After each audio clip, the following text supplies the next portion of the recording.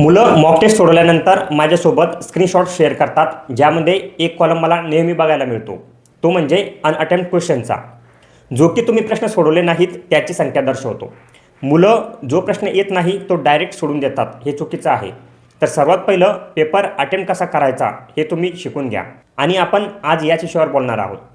तुमच्या मनात शंका असते की पूर्ण पेपर अटेम्प्ट करावा किंवा फक्त जे प्रश्न येतात तेवढेच प्रश्न सोडवावे, याचा नॉर्मलायझेशनवर काही फरक पडतो का?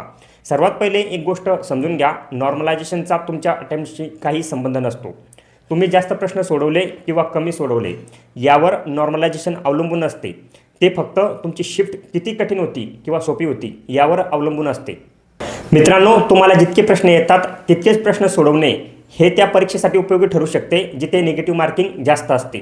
परंतु SSC-GDमध्ये निगेटिव्ह मार्किंग खूप कमी आहे, त्यामुळे इथे तुम्ही जर प्रश्न सोडून दिले तर तुम्हाला त्याचा तोटा होतो.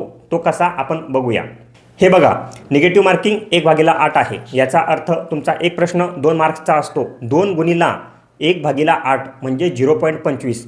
जर तुम्ही एक प्रश्न चुकीचा सोडवला तर तुमचे 0.25 मार्क्स कमी होणार. त्याचा अर्थ ही निगेटिव्ह मार्किंग खूप कमी आहे.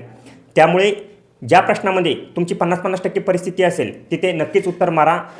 उदाहरणार्थ मॅथमध्ये तुम्हाला जर प्रश्न येत नसेल तर तिथे उगाच तुक्का मारू नका.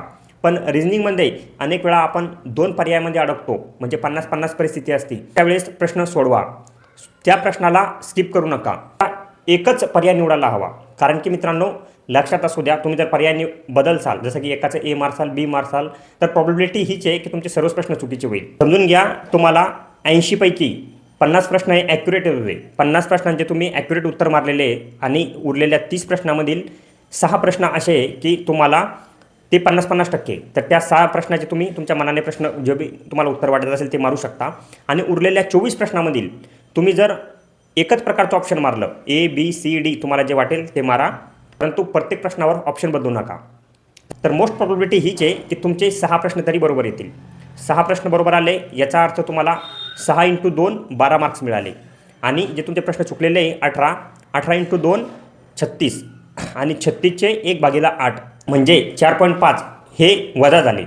जर 12मधून 4.5 काढून टाकले तरी तुम्हाला 7.5 गुणांचा फायदा होत आहे. म्हणून मित्रांनो, 1/8 निगेटिव्ह मार्किंग असेल तर ही स्मार्ट स्ट्रॅटेजी तुम्ही वापरू शकता.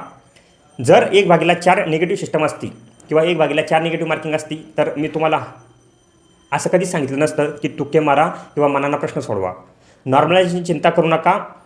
कोणत्याही प्रकारचा नॉर्मलायझेशनचा नियम असा नाही आहे की तुम्ही जितके ॲक्युरेट प्रश्न सोडवसाल तितके तुम्हाला जास्त मार्क्स मिळतील. असं काही नाही आहे. तुमचे प्रश्न चुकत असेल तर चुकू द्या. पेपरासाठी फक्त अभ्यासच लागत नाही, तर त्यासाठी थोडी प्लॅनिंग पण आखावी लागते. आणि हो मित्रांनो, हा फॉर्म्युला तुम्ही एकदा मॉक टेस्टमध्ये पण अप्लाय करून बघा.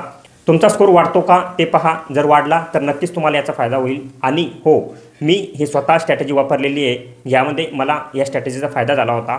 SSC-GD विषयी कोणत्याही माहितीसाठी माझ्या टेलिग्राम चॅनलवर जा. तिथे तुम्हाला लेखी स्वरूपात माहिती मिळत राहील. ज्या छोट्या अपडेट असतात मी त्या टेलिग्रामद्वारे टाकत असतो. आणि पुढील व्हिडिओ तुम्हाला कोणत्या विषयावर हवा तेही कमेंटमध्ये नक्की सांगा.